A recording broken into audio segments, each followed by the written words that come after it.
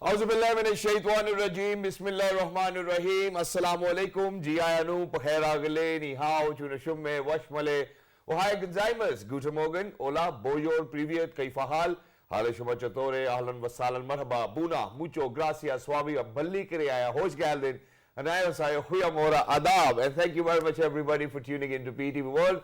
You're certainly watching World this morning alongside my very well-learned colleague who happens to be Ms. Haja Sati. I happen to be Shahzad Hassan Khan, and we hope and pray that everybody out there is doing wonderfully well and that you're ready to kickstart your day with us. First things first, hello Haja, how are you doing today? Assalamu alaikum. Thank you so much for introducing me, Shahzad. So, I think we shared an article and we were having a very interesting conversation regarding that, which is the Oxford lexicographers have chosen the word of the year of 2022. That is the goblin mode.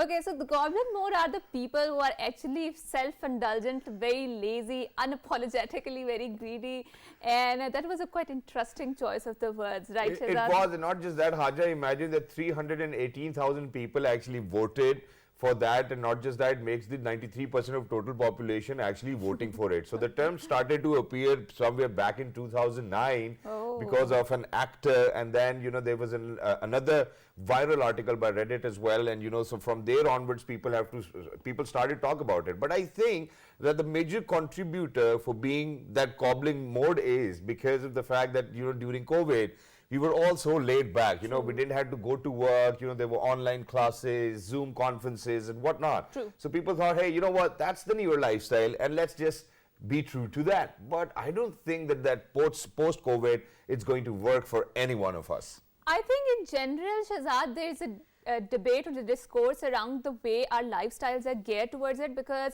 I do remember in the start of the 21st century there was a race for earning a lot of money, right? Yeah. So and now we feel that I think we are not that much geared towards that very competitive lifestyles. Our nature is not like that, right? So we see the emergence of the terms like quiet quitting, goblin mode, stuff like that, which initially tells us that obviously we need to earn money, obviously we need to have good resources through which we can spend a life, but obviously we also need a work-life balance, right? True. And that is why we need to be more conscious about the choices I make, especially in our lifestyles. Exactly. And Haja, in addition to that, I think easier said than done, but obviously when you look for easier opportunities to earn more money, I think that's easy money, you know what I'm talking about over here. So that's where, you know, they've termed or coined this term unapologetic, and then at the same time being greedy, and then at the same time, you know, just being to yourself. I think that's something which COVID brought to us, because, you know, when you see such an illness out there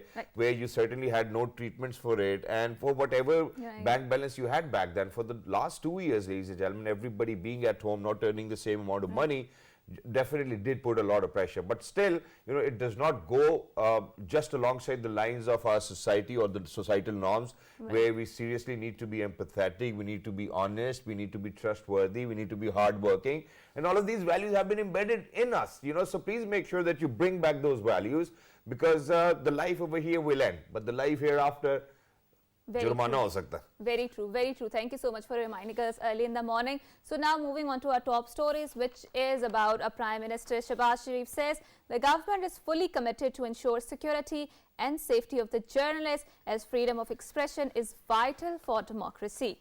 The Prime Minister was addressing a ceremony organized by Islamabad Journalist Safety Forum on the theme of UN 10 Years Plan of Action. Sharif said the government believes that freedom of expression is sacrosanct and will remain at the heart of the development of the democracy. Wow, I think this news is just in line with the course you attended, Hajra, because I just saw your post yesterday. I think it had to do with safety and journalism for women. So how was it? What was the takeaway? I mean, it was just a one-day training where they were teaching us about how we need to be more careful about what we post on social media, and obviously a lot of journalists are opting for the self-censorship, because one wrong word and that could have a massive backlash over that. And I think you know that better than me, because you have a good fan following on the social media. And obviously one take from that was that we often treat social media as a personal diary, but we need to be conscious about that, because this is not a personal diary. It's a public platform and anyone can see what we are written there. So we need to be more careful about what sort of words or content we are choosing to post it on. Exactly. And in addition to that, most of the times what people do is that even if they kind of come onto your profile and comment, and then you know, if they say something negative, they are unfortunately unaccountable for that as well. And you know, we certainly do not have those systems. And even if we do have that system, you know, people can go to FIA and lodge a complaint. But then what happens is that people take their complaints back. So, you know, where do you think that the FIA is going to stand? So if you have a stance on that, please make sure that you go after it, chase it 100%. Moving on to the next one, where the International Civil Aviation Day is being observed today to raise awareness in the importance and role that the International Civil Organization plays in air transport. The International Civil Aviation Day theme this year is Advancing Innovation for Global Aviation Development. The day reminds people about the importance of international civil aviation in modern society. And I'm glad, yeah, you know, today we have such updates where there are things which I would always want to talk about. So imagine, I certainly want the aviation processes to be more easier and simpler. Now imagine for somebody who wants to travel from Islamabad to Lahore, even though that does not happen anymore, you know, there are no more flights. So imagine you first of all, you have to check in an hour earlier, then you go over there, the baggage process, whatnot. So it eventually takes you 6 hours just going to Lahore. So people will obviously opt for motorway. But world over, what I've seen is that this is a mode of transport. It's not luxury. You know, when we talk about planes, airplanes, it's not luxury. Train is more luxurious transport. Exactly, but not just that. Imagine that, you know, it's taking so much of your time. What's the point of going faster in the air when you can go faster on road? So it's a humble request to all of those people who are out there, or to the civil aviation as well. Please make sure that you make these processes more simpler. Obviously, we have had an issue of security. You know, please make sure that you keep a complete check on that. But it really needs to be faster and easier so that people access this mode of transportation more. And thank you so much for raising that point, because that brings another important point in my mind while you were saying that, which was about the carbon footprint that these transports, especially the heavy transport facilities like the airplanes have. And one of the criticism that was leveled on the COP27 gathering was that all the leaders that have gathered there, they have took their flights and that might have created a massive carbon footprint. So Shahzad, Pakistan is a very vulnerable country to the climate change, and we have seen how the carbonization has done damage to us. So in order to have a more conversation regarding the green energy, the transition towards the clean energy like solar, like wind, and I do see the Pakistan is a breeding ground for these sort of energy transition, because in every street that I go, I see at least 2 to 3 homes that have the solar energy on the top of their roofs. And me and my father are already planning to do so too as well, but all we need to do right behind that solar system is have our own house in the first place. So I think that's the debate. But ladies and gentlemen, there's a reason why we're talking about it, because Alhamdulillah, the Prime Minister of Islamic Republic of Pakistan has been on top of that, you know. So here's this tweet, you know. So our program today, the first half is centered on this. Pakistan needs clean, environment-friendly and cheap electricity to power its economic growth. The government is working on a plan to diversify the energy mix that will save precious foreign exchange and provide relief to the people. And he also added that he's particularly focused on solar and hydropower potential. Why? Because it is a more cleaner source of green transition and energy transition. And obviously decoupling growth from this decarbonization means that we are entering into a more greener transition, and Pakistan badly needs that. So in order to have more such sort of conversations, we are very glad that we have been joined by someone who happens to be a CEO of the Moro Wind Power Project. He has 6 years plus experience of wind and solar experience and 30-year service in the oil and gas experience. And he was Senior General Manager at Sui Southern Gas Company. We are very glad that we have been joined by Abdullah Mustafa, who happens to be an energy expert. Assalamu alaikum. Assalamu alaikum. How are you? Thank you for calling me. So thank you very much for joining us. It's wonderful to have you. And first things first, sir. Let's get the basics out first of all, so that our viewer can understand, you know, in summer and winters, what is the requirement and what are we producing? Yeah, firstly, I'd like to talk to you about the topics you have already discussed, you know. Basic requirement for right now for climate change is conserve. So we have to conserve more, you know, use less electricity, drive less cars, eat less meat. So that is very important, because, you know, in Netherlands, they have recently announced they are closing down 30,000 farms, which comprises of cattle and cattle and poultry. 30,000 farms they are closing down because they claim that they emit methane, which is more dangerous than CO2, 30 times more dangerous than CO2. So we should first believe in conserving, you know, more and more. Less meat should be consumed, and we should, whenever we are out of the room, we should close the lights off. I mean, sir, it's just that you know that the people who actually pay the bills, they would certainly do that. But the people who enjoy the luxury of having electricity and not to pay the bills are certainly not very worried about it. This is a debate I have with my wife every single day. Why can't you switch off the extra lights? She's like, what's your problem? And I'm like, okay, you know what? I need to pay the bill. So I think let's start from here. How do you think that we can be more responsible? If you say that those things to your kids, my father is conjuice. That's true. That's true. And I do get hurt with these statements at times. When I used to study in University of Manchester, there the building rooms used to be mostly dark, you know. So when we entered the room, it was written, open the light when you enter the room, close the light when you leave the room. This is 30, 40 years back, you know, they were conserving energy now. But here we are wasting energy. Now I go to the banks and see so many lights, you know, there is no need for those lights. True. We are making electricity by burning dollars. True. We are importing LNG, we are importing coal, and we are burning dollars, and we don't have dollars to burn to produce electricity. True. So this is the first thing we should do. We should teach the people, and the government should be very strict, you know. They should order all the banks, reduce the bill by half. That is how we can survive, you know, in current environment with high oil prices, high gas prices. So this is the first thing I'd like to say. And sir, how much impact do you think that the war has made, you know, because when we speak about Europe, I think with Russia getting into war, I think it has caused a global energy crisis for people all over the world. I will just like to tell you that US produces almost 70% of its oil locally. Okay. They produce more than 100% what they use of natural gas locally. So why is US increasing the oil and gas prices? True. There was no reason, okay? True. So I believe this war has been created by the mafias, you know, oil mafias and the arms mafia.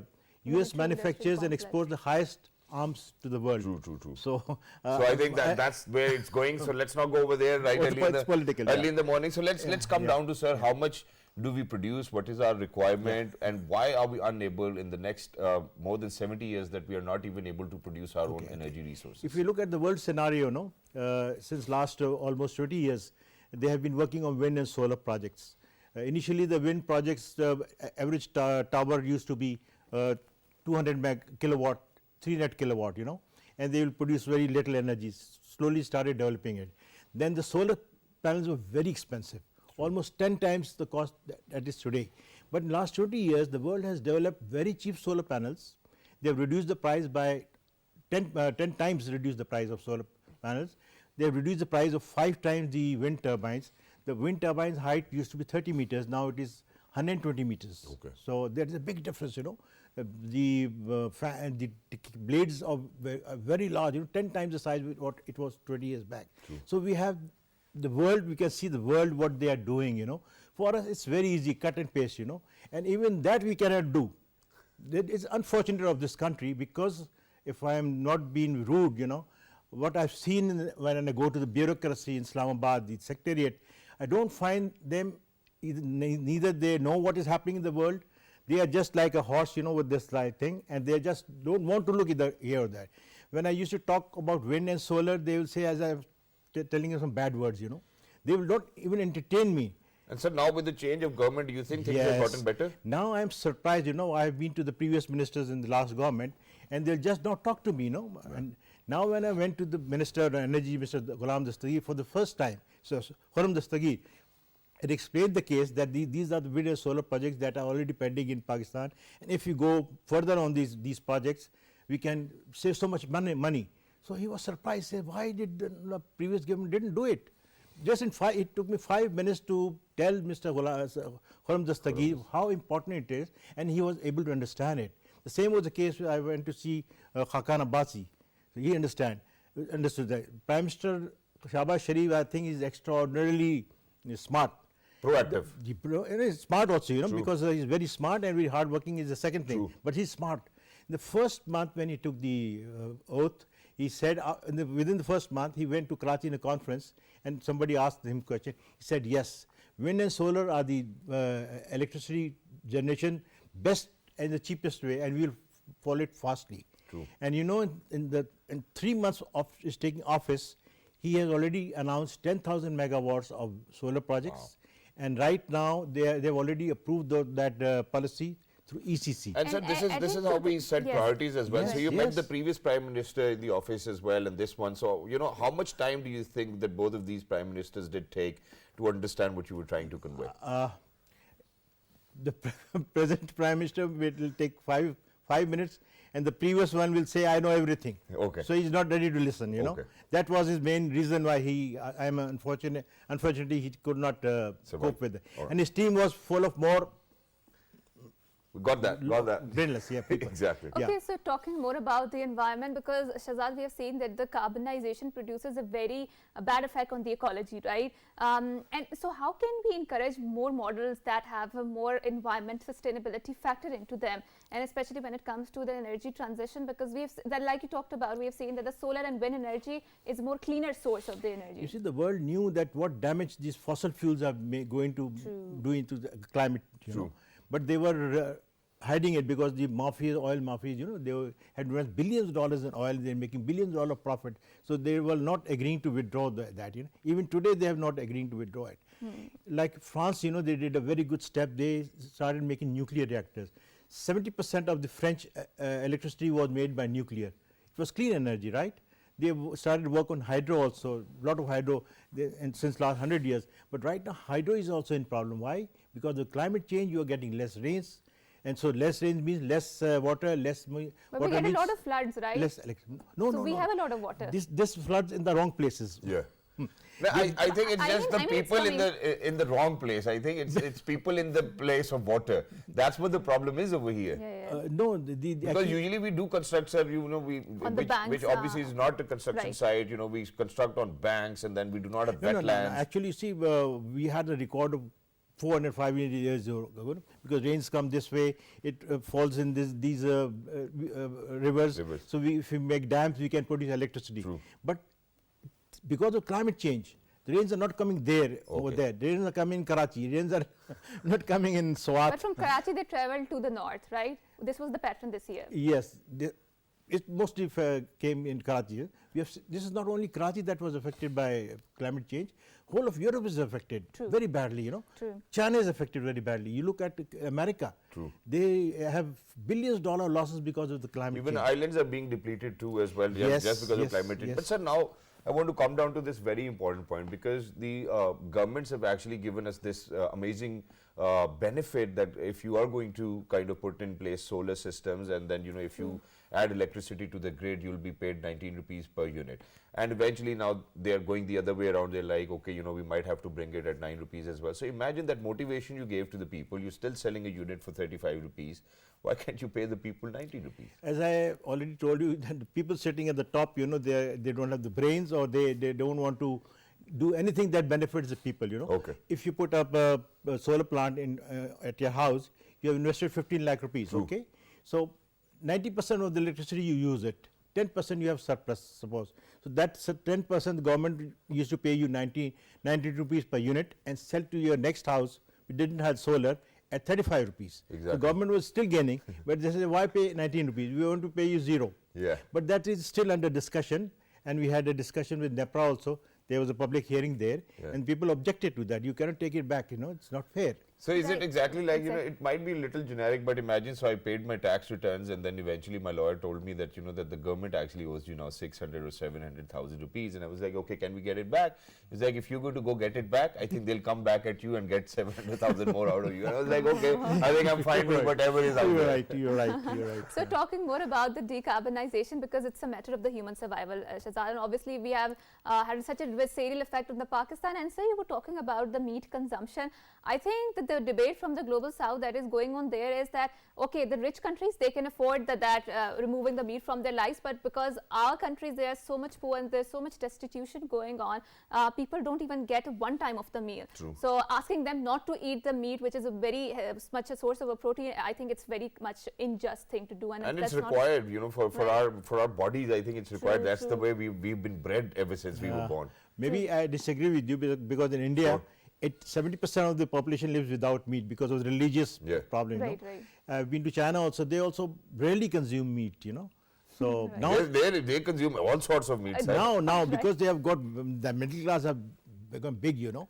But so sir, we've been blessed with these teeth over here. Na? That's a set of teeth which is supposed to be used for eating meat as well. But we'll come back to that. Now, sir, when we speak about cleaner energy, what are the options available for each and everybody who's out there, and cheapest solutions, so that we actually do not dent our foreign exchange as well? Okay. You see, right now we are importing $18 billion of worth of LNG, coal and furnace oil from abroad, and we don't have foreign exchange. $18 billion is a lot of money. You know, if we can reduce that bit slowly to maybe 16 and 14 and 10 million, so we are saving that kind of foreign exchange, and that we can develop, you know, that can be spent on other places. So this is sheer common sense. We don't have to do anything new. We don't have to do any R&D. Just copy our neighbors, the China, the India, even if we, Thailand, places like Thailand even, you know. And you know, matter of the fact is, Shahzad, that when we went to DI Khan for the flood reporting, I was really surprised because DI Khan is a place that has a lot of poverty there. So many houses, the mudded houses or the houses that were made of the mud, had a lot of solar panels, and they were using the solar panels for that atta chakki or the wheat grinding machine there. And even pumping water. Exactly, pumping water, and they were also using them for growing the crops there. So, I mean, we can see that there is a climate resistance going on. People are adopting to such kind of, alternative means of energy, and government is also supporting them. So, why can't the Western world do that? Yeah, what I like to tell you, those people are self-helping themselves. It was nothing to do with the government, because in the rural area they don't have any electricity. Because they cannot afford it, they don't pay the bills, so the government comes and take over their transformers. So they are with zero electricity. So every house will have one single solar panel and one battery. So that is sufficient for them to run a fan during the day and lights in the night, you know. Exactly. And sir, in addition to that, the other picture, what I was trying to think the other way was that if everybody, because this is the need of the hour, and in next 10 years, we will see a maximum number of solar panels out there, maybe rural areas or maybe the urban areas as well. How do you think that our very own department, WAPDA, is going to process this? Because, you know, the revenue which will be incoming for that, and so many employees to give salaries to, and then expenditures, how do you think that they're going to fulfill that? Is somebody thinking about this? Let me just tell you that in China they have got 70,000 megawatt of solar on rooftops, megawatts, okay? In California only they have got 17,000 megawatt solar on rooftop. We have got 200 megawatts, or maximum 300 megawatt. So compare 70,000 California to 300 megawatt, and our NEPRA is still worried, oh, we don't want to pay them. Initially, the Californian government paid a lot of money to those people, you know. When you install the system, they say 50% cost we pay. Wow. This is how the solar became popular, you know. So in our case, people are spending their own money and they're providing cheaper electricity. You are buying electricity for LNG for 35 rupees and you're buying electricity from 19 rupees and you're not happy, you know. So this is the psyche. So even if Shahbaz Sharif wants to do anything, you know, I just happened to attend one of these ceremony. At 5 o'clock in the morning, Shahbaz Sharif went to the Baroka and PIMS bus route. At 5 o'clock in the morning, he went to open that ceremony. But unfortunately, the bureaucracy is not ready to match his speed or not match his thinking, you know. Exactly. How will the system work? No investor is ready to come to Pakistan because the system is very, very bad. And slow. It is bad and slow. And I don't find, how can it improve? Thank you very much, sir, for identifying that, because I've been speaking about it, I've been really vocal about it, that for all of those people who hold offices, who are bureaucrats, who call themselves bureaucrats, have a lot of authority. Listen, sir, with due respect, you're out there to help us. You know, you're out there, those departments, those organizations you're working in, the sole purpose of that organization is to provide us accessibility, to provide us with what we need, rather than we providing you what you need. I think that this system really needs to be sorted. For anybody who's a 21 grade officer, you know, it feels like as if you are the king of the place. That's not what the case is. You are a servant. That's why we call you a public servant. Please make sure that you serve the country and the people of the country, and that's sole obligation of your job. Please make sure that we do that. You know, if I am a host and I do not come over here and start pretending to be a guest, what's the point of me being here? So for all of those people who are public servants, please make sure, rub it on your face as well. I know that your egos are very fragile, but you are servants of the country, you are servants of the people of this nation. Please make sure that you behave like a servant, not like a king. Thank you. Just one example, NEPRA gave a tariff of 4 cents to 13 wind and solar projects in Sindh, KPK and Balochistan, even in Gawadar. There is a 50 megawatt approved project in Gawadar at 4 cents a kilowatt hour, and it has not been allowed still. One signature is left, you know, has to be made, you know. We are buying electricity from Iran for Gawadar for 20 rupees, and we are not ready to install 4 rupees solar. What is this? This is anti-state things happening, you know. Element. And yes. those people, the investment was coming from UK. Yeah. If you want just provide good policies, you know, you don't have to invest anything. True. That investment is available. Green energy investment is available in huge quantities, you know. And that's what the purpose of government is, sir, legislation. Yes, that's it. Yeah, make the things easy. And thank you so much for pointing out all of these things, because we have opportunities here in Pakistan, and I think with more bureaucratic oversight or not, maybe with more support from the government, we can actually exploit all of these gaps and have a more green transition. True. Right. So with that, we will end our segment. Thank you so much. Just what's I like read what Mr. Shahbaz Sharif just announced, 10,000 megawatt solar. Yes. If it comes into practical installed, we'll save $5 billion per month. Per month? Yes. $5 billion per month? In import of furnace oil. Yes. Wow. Right, wow. right. So this is a big saving, you know. This is common sense. And Exactly. this is going to save us. I salute Shahbaz Sharif for this. I too, decision. sir. Me too. I'll tell him to add not 10,000, add 20,000 more and make good policies. Exactly. Because you don't, the government is not investing in anything. The people will come and invest.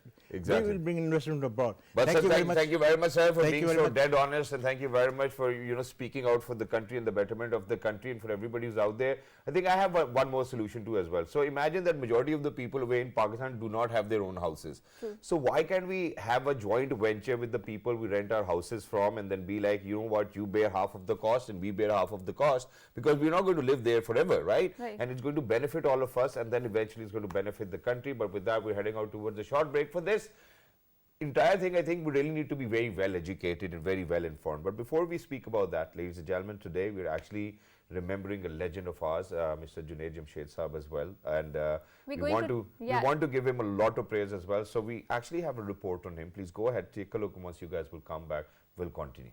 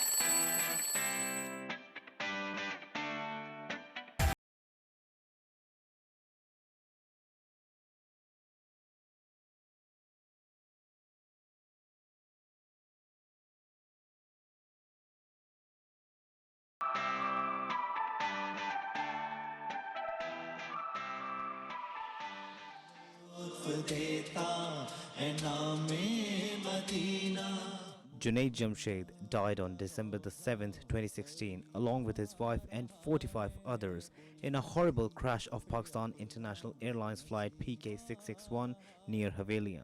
Junaid Jamshed was born on September 3rd, 1964 in Karachi. He graduated in mechanical engineering in 1990 and joined PAF as a civilian contractor and moved on to a short-lived career in aeronautical engineering. Junaid formed a pop music band, Vital Signs, and had also led it as a lead vocalist. Vital Signs gained immense worldwide popularity during the 90s, with their songs like Etebar, Gore Rang Ka Zamana, Dil Dil Pakistan, and Sanwali Saloni.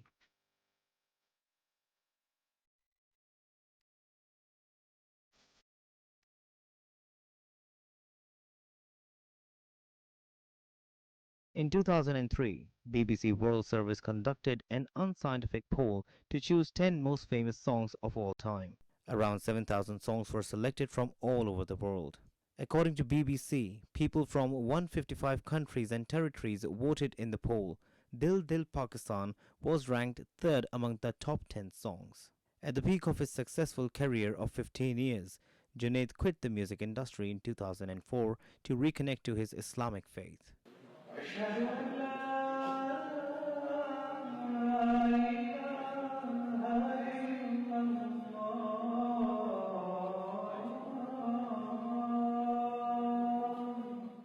The government of Pakistan also awarded him Tamgha-e-Imtiaz.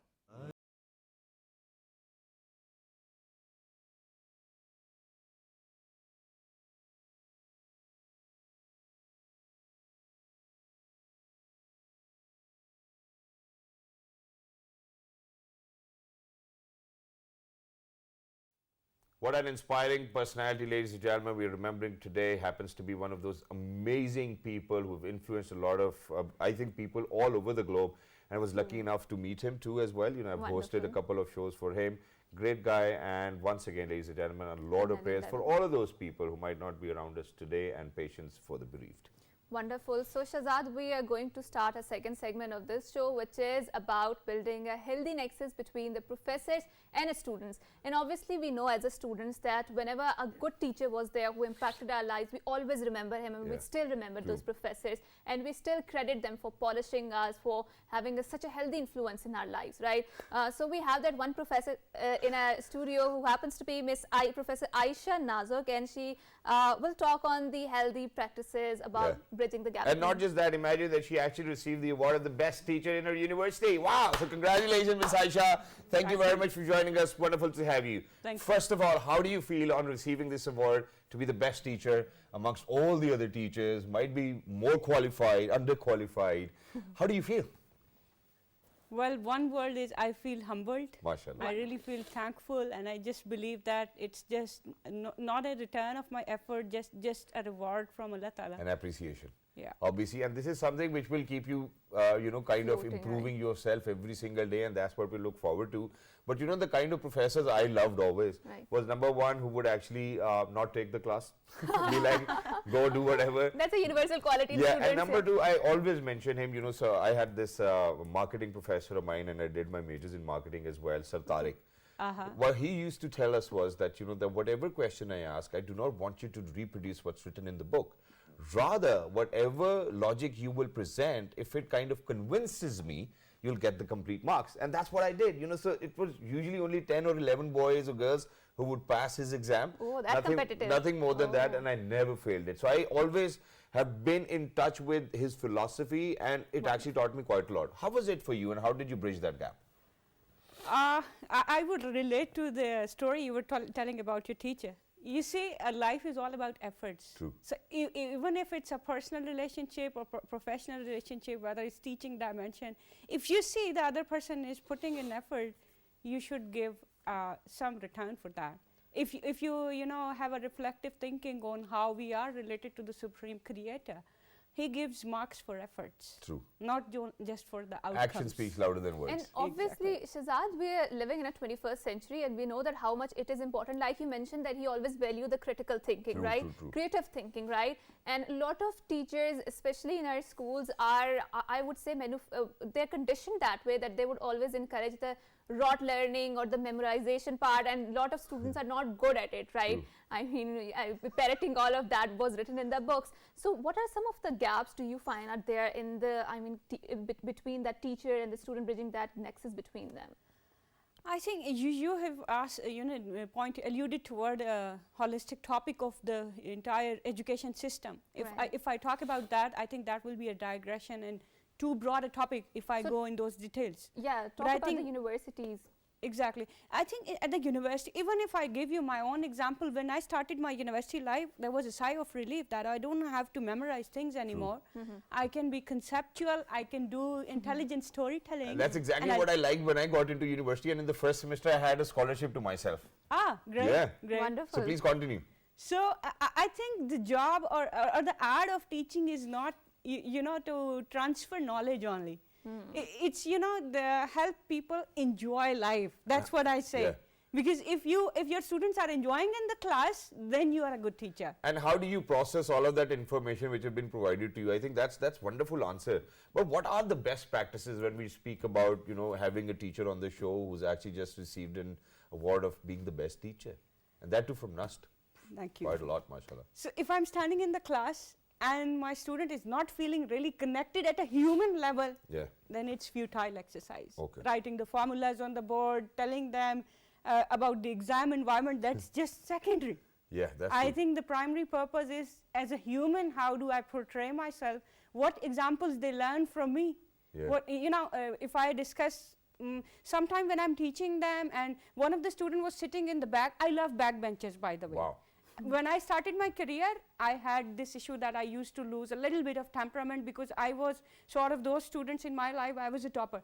So I never related to it. What sort of student is this? Yeah. Later on, when I matured in the career, I started loving the backbenchers. Wow. So I would go in the back and tell them, one of the students was playing a video game, and I was, instead of scolding him, I said, I want to play too, but I have to deliver the lecture. So why don't you go there and let me play it? Wow. So then did he go over there? No, he was like, okay, ma'am, I'm listening. You want to guilt shame him that you need No, not at all. I just wanted to make him feel that, stay connected. I'm also human as you are. So next time, if we ever get a chance to be in your class, obviously we really need to be at the back benches as well. Make sure the ma'am's actually going to give us all of what we require, attention, and then all those marks which we want. And so here, ladies and gentlemen, obviously we're sharing those pictures of the recognition ma'am has actually got, alhamdulillah, and that too from one of the most prestigious universities in the country and all over the world, I must admit, over here. And wow, so how were you feeling when you got it? Really excited, let me say, and really like I would say 1-year toddler maybe jumping. I wanted to jump, but I couldn't. So NUST has a really amazing hall where the ceremony is. Yeah. Yes. I'm from the NUST, so I can relate to that a lot. So, ma'am, you said that you really want to cultivate or foster a relationship between the creator and your students. So, how do you make sure you do that? Because it's not always present there in the books, right, Shehzad? I believe that I, as a teacher, I also need to tell them this, the sole purpose of standing here is not just, getting marks and getting good grades.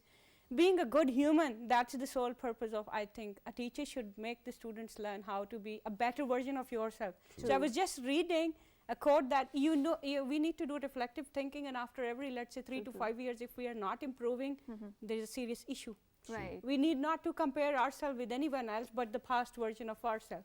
Right. And if it's the same, then it's just a futile exercise. True. So that's what I think religiosity, if I bring that frame even into the discussion. Spirituality, right? Spirituality or religiosity, improving yourself. Yeah. Too. So what are the courses you've been teaching your students, if you don't mind sharing that? Okay. The reason I'm smiling is because the courses are quite dry: mathematics, statistics, research methods. And that's exactly what I was thinking. So imagine that in my first year and second year, I still remember there was this integration. Yeah. Then in matric, there were these theorems, and then statistics I've always loved. I loved it. And so the problem is that, ever since after my college and university, all of those formulas we were taught, I hardly have found a place where I can use them. So what's the point of teaching all of those things which might not even be helpful in your life in future? Yeah. Okay. As a teacher, please. First of all, I would like talk about on the dryness of the subject. I mean, mathematics, people who love mathematics, it's not dry for them. Even though that I have had always that thing for mathematics and statistics and numbers, and I always felt very amazing. I mean, I can do these plus and minuses and divisions in a flick of a second. But then it is dry for a lot of people. It is. So, when what I do is, I have a natural sense of good humor. Yeah. I can't survive without it, actually. So, when I'm delivering something very dry and boring, I try to, and I call these samosas or namak para. So, my students are like, Madam, where is today's namak para? Which is my humor. Wow. So, one day I was like, one of the students was lost, and I was, writing a dry theorem on the board, and he was like, I said, what are you doing? He said, I'm dua maang raha hu. Maine kaha, kaun? Dua lipa? And he busted into laughter. So, a lot of masosas and kaman pares over here inside the studio. It's wonderful.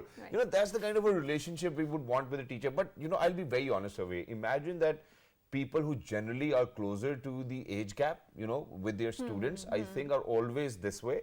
And people, alhamdulillah, who progress to an age of 55 and 60 and are full-time professors, I mean, they have a very different way of thinking, and they're so staunch with the way, they work, their discipline and everything. Even though they might not be a very good student at college or university, but since now they happen to be professors, they would always maintain that decorum.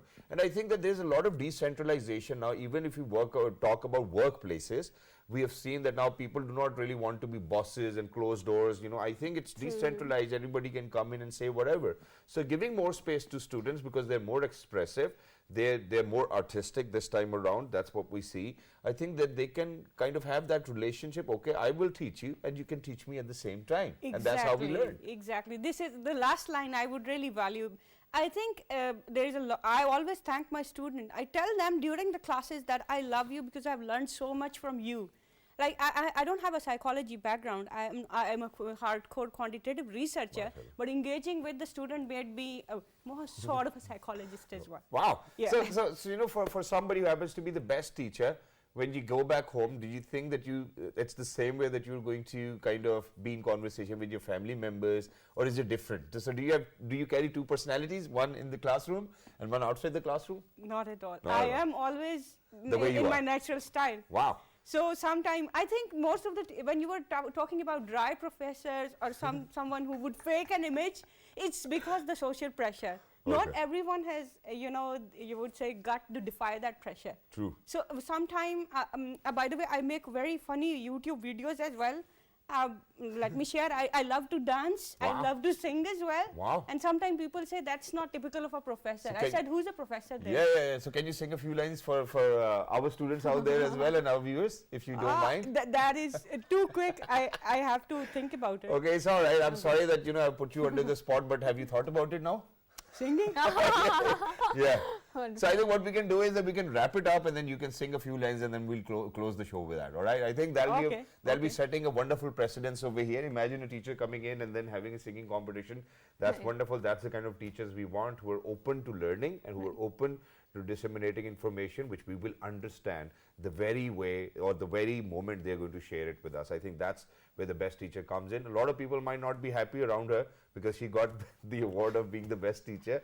So I think all you need to do is absorb and then learn from the best in the field. With that, we're heading out, ladies and gentlemen. Please make sure that you look after yourselves. Write to us on our Facebook page with the name of World This Morning. On Twitter. World This Morning. On Daily Motion and YouTube. World This Morning. And until next time, ladies and gentlemen, it's a good morning. Look after yourselves. And here's the best teacher singing us a song. Please. Thank you. Before I start singing, let me just tell you, since I'm a teacher, so I do improvise with the lyrics unintentionally Yeah, it's all right, sometimes. it's all right. Sure, go ahead. Yeah. Okay, I'll try. Yeah, go ahead. We're Go ahead. waiting.